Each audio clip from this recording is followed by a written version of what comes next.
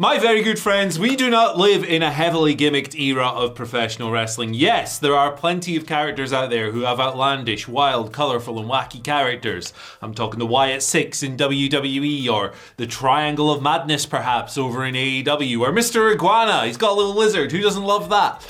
But in general, gimmicks have not necessarily died off completely, but definitely decreased in prominence over the years to where most people are best described as personalities rather than outlandish gimmicks these days. And that's totally fine. That's the natural evolution of wrestling.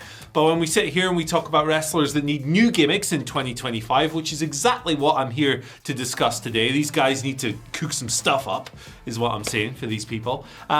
Maybe it's not as drastic as it was in the past, right? I'm not going to sit here and tell you that entry number 1 should turn into a prehistoric dinosaur or anything like that. Maybe it could be a turn, maybe it's a subtle character change, just something new, something to freshen them up, because if they're not stale already, they're certainly on the path to getting there. But with all that in mind, with all the blurb out of the way, I'm Andy from WhatCulture, and these are 8, not 10, 8 WWE stars who desperately need new gimmicks. Number 8, Austin Theory.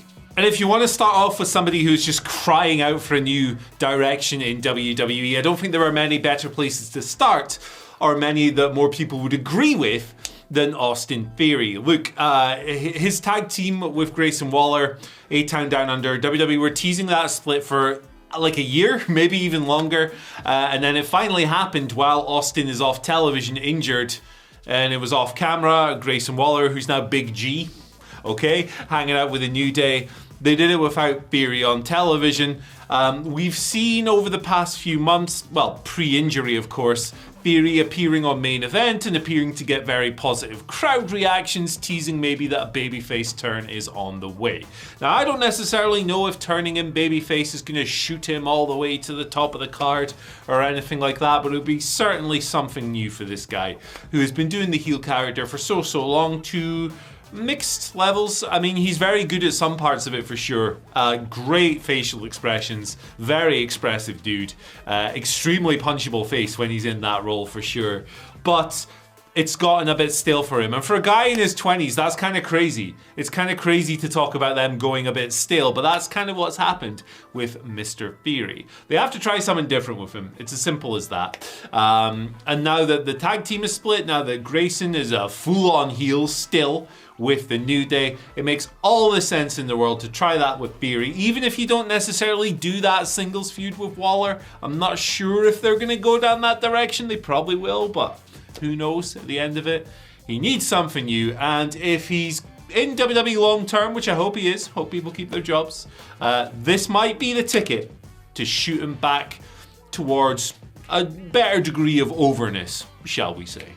Number 7, the New Catch Republic. So I'm cheating. I'm throwing 2 wrestlers in this one entry, but Pete Dunne and Tyler Bate have been attached to each other for ages. Obviously, they've split apart and done various other solo things throughout their WWE careers, brawling brutes and all kinds of other bits and pieces here and there. Obviously, as well, a foundational rivalry of NXT UK, and once the 2 most promising wrestlers in their early 20s, in Tyler's case, his teens, on the rising British indie scene, which is... it's a different scene today than it was 5 or 6 years ago, let's just say that. But when it comes to these guys, man, look, they're stuck in no man's land right now. They were brought back to television in the spring around WrestleMania season. A bit of fuss was made about them. They promptly lost, and they've barely been seen from since.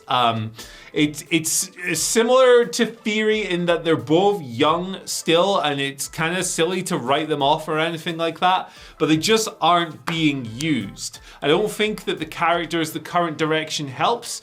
The New Catch Republic stuff, it hasn't really connected, hasn't really gotten over.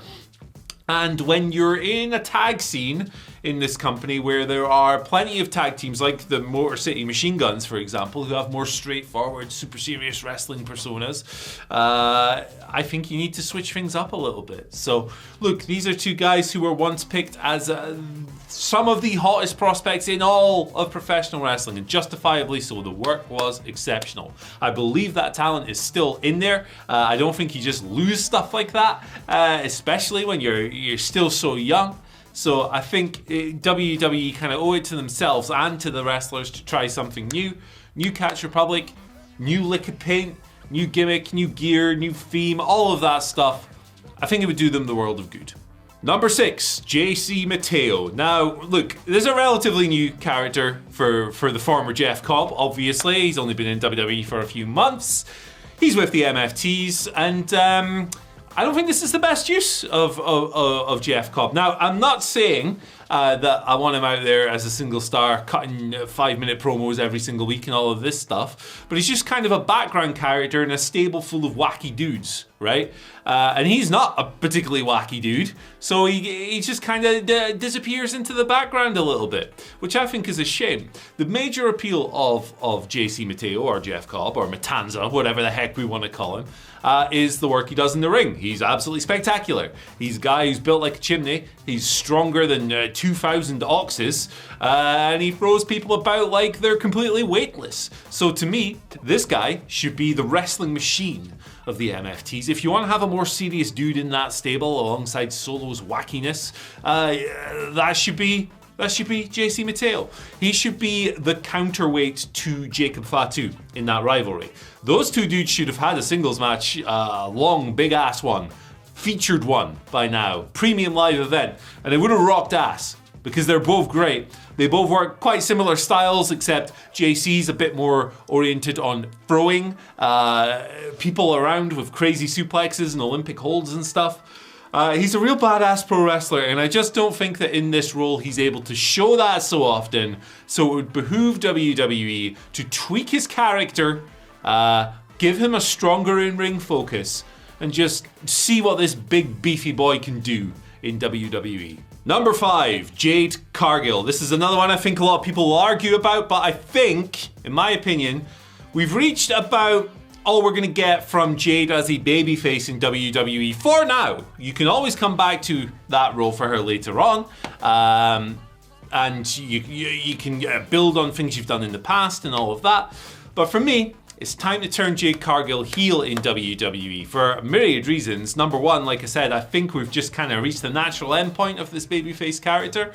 Number 2, it was quite clear coming out of that Tiffany Stratton match a couple of weeks ago that maybe Jade was starting to hit a bit of a ceiling in her current position. It was a good match, but she lost clean.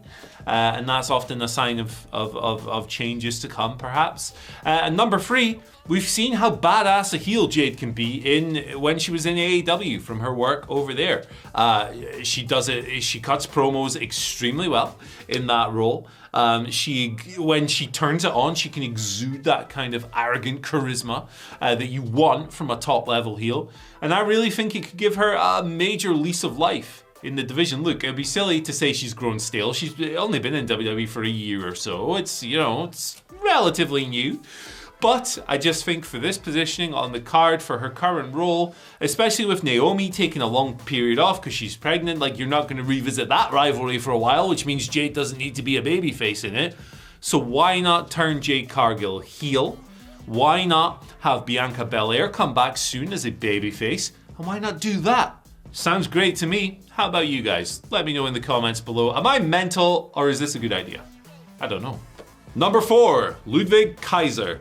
Now, look, okay, the El Grande Americano gimmick is extremely over, right? It's objectionable in a great many ways, but it is over with crowds. So a lot of people might see the idea that Ludvig Kaiser needs to do something else, needs to do something more, as a bit silly in that regard. However, the guy is only in this position as a placeholder for Chad Gable. We're not doing, where's Ludvig Kaiser? I haven't seen him in months. We're not doing any of that silly nonsense over here, right? We know who it is. He's a placeholder for the injured Chad Gable, so when Chad comes back, he is presumably going to be replaced, unless they have 2 Grande Americanos running about at the same time, which, they might actually come to think of it. But for me, Kaiser is capable of a fair bit more than this novelty gimmick. I think he's tremendous, or was tremendous, as Gunther's second, as his kind of like hype man in a lot of ways.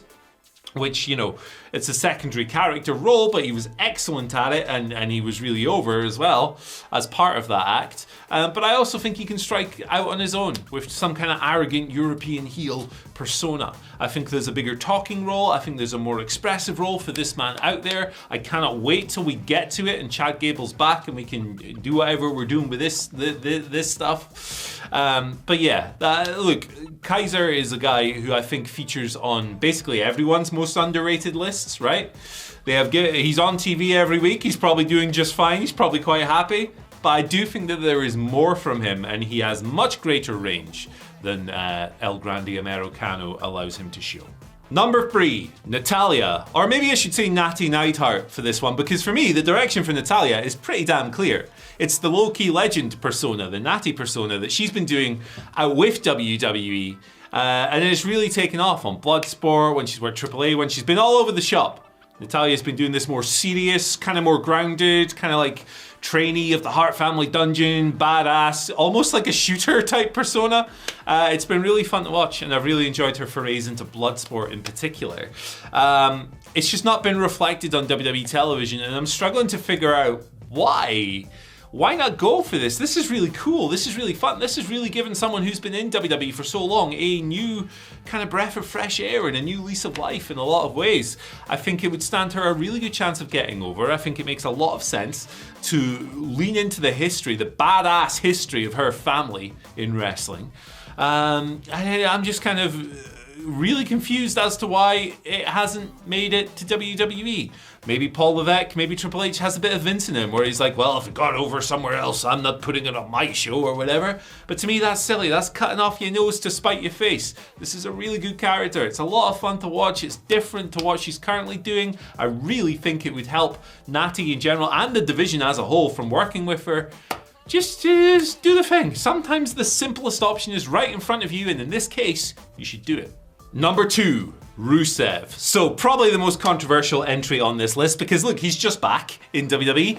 He returned on the Raw after WrestleMania. He's been back on TV for about 4 months, and this does pain me a little bit because I'm a big Rusev fan. I really like him and Sheamus, and I really like their matches. I think they've been a lot of fun.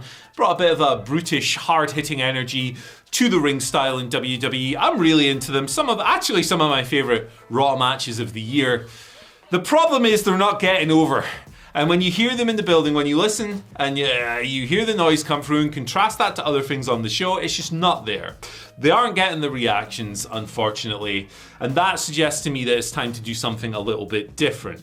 What Rusev is currently doing, it's kind of like, it's not directly the God's favorite champion / redeemer character he was doing in AEW that was really compelling, but it's a version of that for sure. It's definitely tones of that, notes of that, and it just hasn't gotten him over since he returned, and that's a shame because I think the guy rocks and I still think he has plenty to offer.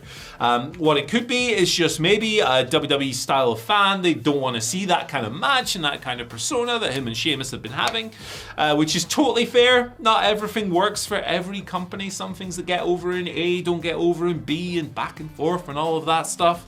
A tag team might be a good idea, perhaps. Maybe throw Sheamus and Rusev together as some kind of beefy show of respect. Do the Predator handshake and all that stuff after they have their good old-fashioned Donnybrook in Paris. Go down the bar route in that way to what they did with Sheamus and Cesaro back in the day. That could work. That could be an idea. But yeah, Rusev needs to freshen things up a little bit. I think to be 4 months in and to already feel a little bit stale is not great. And for a guy I really enjoy, guy whose work I really love, that's a real shame. That's kind of why I put him on here. I think Rusev rules, and I loved Miro and all of that stuff too. And I want to see him thrive. Unfortunately, this just isn't getting over. Just listen to the crowd reactions week to week. They don't lie, and it's time to switch things up. And at number 1, Bayley. So this appears to be something that the wheels are already in motion for already. We saw on the most recent episode of Raw a segment, a kind of very heavily produced segment where Bayley is sitting in a room and like all her former personas are like arguing with her and talking to her. The huggers over here going, you need a hug. The heels like, I am a devil and evil and you should be that. All of these things. That's not verbatim, by the way, if you missed it. But yeah, Bayley going through a crisis of confidence, crisis of character in WWE right now. And that's the story, that's the kayfabe. It looks to be leading to some kind of change for her following her inability to become Intercontinental Champion, and Becky Lynch getting the better of her, and Lyra Valkyria, and the WrestleMania betrayal, all of that stuff converging to create a change in Bayley. I do think it is due. I think that, look, she's a WWE veteran at this point. She's a vanguard figure for the women's division, and I think a change would do her a lot of good. I think that if we look at the character work that Becky Lynch has done this year, to where she came back as a babyface and then immediately turned heel, that's been very effective for Becky. Some kind of radical change for Bayley would do the world of good. We know she's got range. We know she can be a tremendous, old school babyface with a hugger stuff. We know she can do a cocky heel. I'm sure there's plenty more ideas within her head that are yet to be explored. That's kind of a reflection of the segment, really, with the voices and all of this stuff. I'm not saying she becomes the new Randy Orton with the voices, but hey, there's plenty of options on the table for Bayley.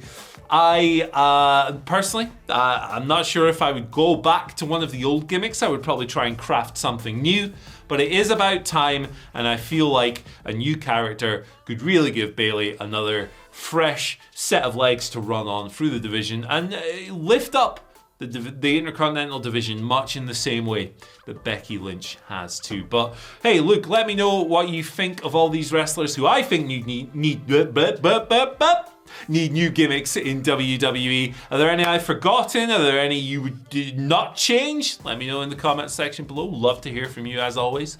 Check out the video on your screen right now. These are some wrestling tropes that need to go away, in our opinion here. The whole team is on this video. It's great stuff. And I'll see you soon. Goodbye.